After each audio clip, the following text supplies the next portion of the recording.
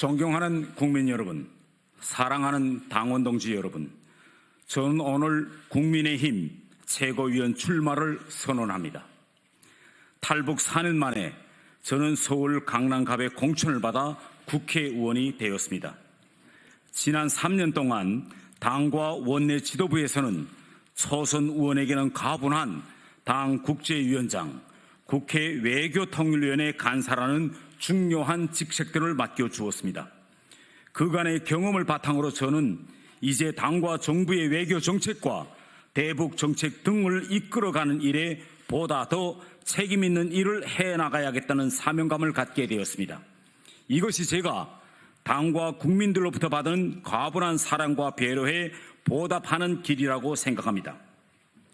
존경하는 국민 여러분, 사랑하는 당원 동지 여러분, 이번 국민의힘 전당대회는 대한민국 집권 여당의 달라진 모습을 대내외에 확실하게 보여주어야 합니다. 또한 나라를 제대로 이끌어갈 강력한 지도력을 과시하는 계기가 되어야 합니다.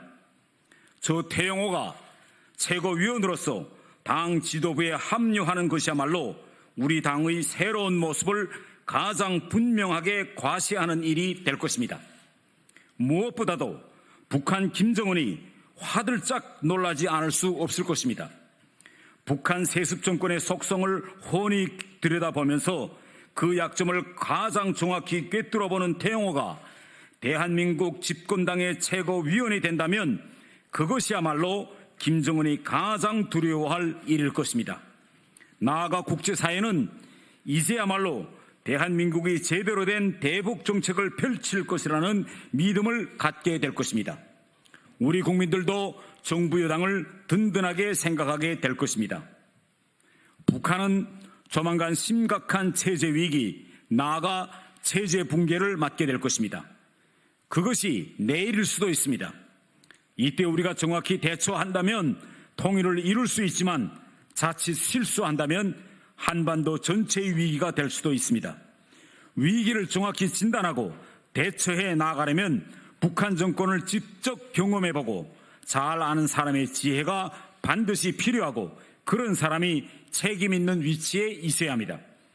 제가 우리 당의 최고위원이 되는 것은 역사적 책무라고 생각합니다. 저는 2016년 여름 북한 김정은 정권과 당당하게 맞서 싸우는 박근혜 정부에 큰 기대를 걸고 대한민국으로 기순했습니다. 그러다 2018년 4월 문재인과 김정은이 4.27 판문점 선언을 발표하고 서울시청에 문재인, 김정은의 초상 현수막이 크게 걸리는 것을 보면서 저는 억장이 무너져 내리는 것만 같았습니다. 그러나 저는 주저하지 않았습니다. 온 나라가 문재인, 김정은의 평화쇼, 비핵화쇼에 빠져있던 2018년 5월 저는 국회 정책 간담회에서 판문점 선언은 사기극이며 문재인, 김정은의 평화쇼는 가짜쇼라고 당당히 밝혔습니다. 제 직장인 국정원 산하 국가안보전략연구원은 저에게 모든 일정을 사전에 제출하여 허락받아야 한다는 압력을 가해 제 입을 막으려 하였습니다.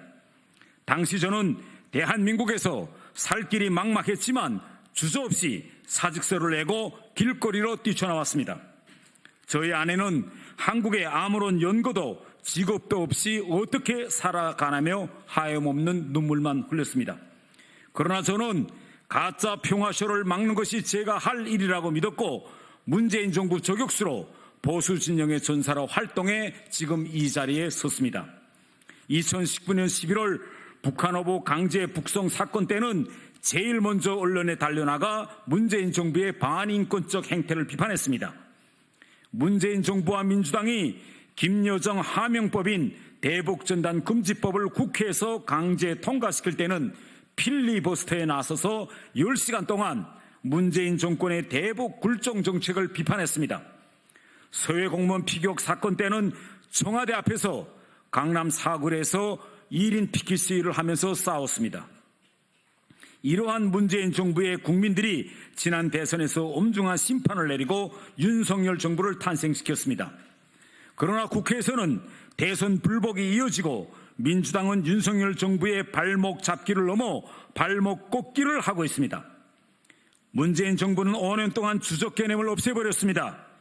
이로 인해 국가 안보는 뿌리채 흔들리고 간첩단들이 진보 정당과 노조는 물론 국회까지 마술을 뻗쳤습니다. 노동자들의 권익을 위해 싸워야 할 민주노총이 길거리에서 한미동맹 해체, 주한미군 철수 등 북한과 똑같은 주장을 외치고 있습니다. 문재인 정권은 간첩을 잡아야 할 국정원의 대공수사권까지 무력화시켜버렸습니다. 민주당은 김정은의 하루가 멀다 군사 도발을 감행하고 우리를 향한 핵선제 타격을 법령으로 채택했는데도 북한에는 꿀먹은 봉오리가 된 채 평화선언만 외치고 있습니다. 윤석열 대통령이 9.19 군사합의의 효력 정지를 검토해보라고 하니 난리를 치고 있습니다. 이제는 바뀌어야 합니다. 문재인 정부가 무너뜨린 안보관과 국가관을 바로잡고 강력한 정신력과 군사력으로 김정은 정권을 압도해야 합니다. 국정원 대공수사권을 회복하고 대북전단 금지법은 철폐해야 합니다. 이를 실현하기 위해서라도 내년 총선에서 우리 당은 반드시 압도적 승리를 거두어야 합니다. 대한민국이 나아갈 방향을 바로잡고 나라의 기틀을 다시 든든한 반석 위에 세워야 하는 막중한 선거입니다.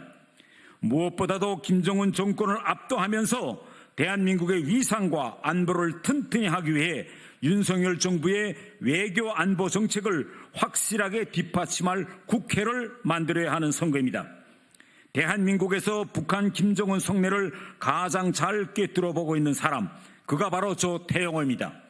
그래서 김정은은 24시간 저를 스토킹하고 해킹까지 계속하고 있습니다.